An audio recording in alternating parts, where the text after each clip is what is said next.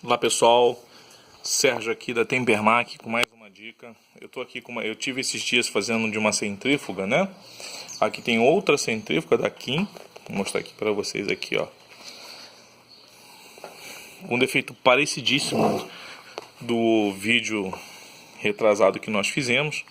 O cliente reclama que ela fica, na hora que vai ligar ela fica assim, bom, e não parte o motor. Bem, primeira coisa, tirei a tampa aqui de baixo, muito fácil de sair.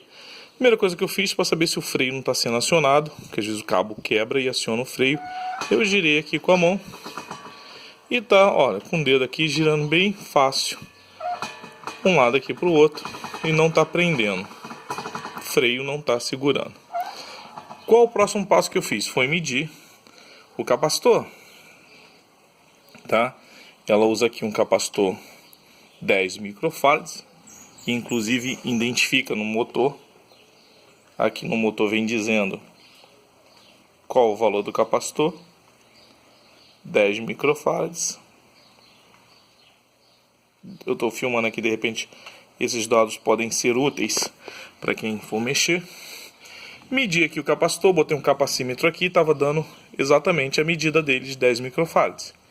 Eu falei, bem, se ele não está prendendo, se o capacitor está ok, então só pode ser o motor. O que eu fiz? Eu tirei os dois fios que vão no capacitor. Negócio bem legal aqui, simples de você fazer. Ele tem que dar uma resistência.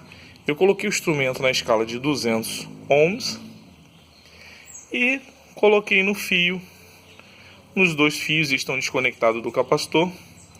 Coloquei aqui, deixa eu colocar aqui, gente, vamos lá. Ó, coloquei um aqui nos fios que vão pro capacitor, tá? Tá na escala de 200 ohms. O instrumento. E o outro fio, a outra ponta de prova eu coloquei no outro fio, que vai pro capacitor. Tem que dar uma leitura. E o instrumento não marca nada. Ou seja, esse motor está ruim. Ok? Motor ruim. Quando você coloca aqui, ele dá uma leitura ali no instrumento na escala de 200 ohms. Então, problema solucionado, defeito no motor.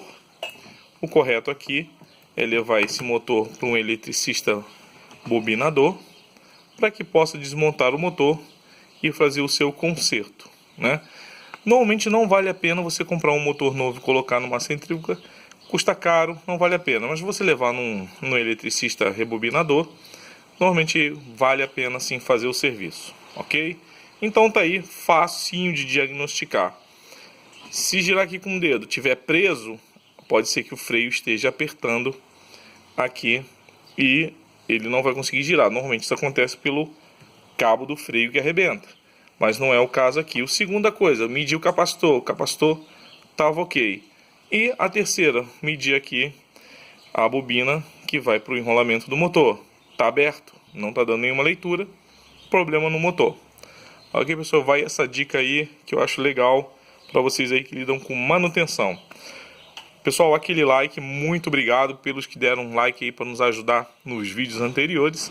Peço mais uma vez aí aquela curtida aí para ajudar o nosso canal. Muito obrigado e até o próximo vídeo.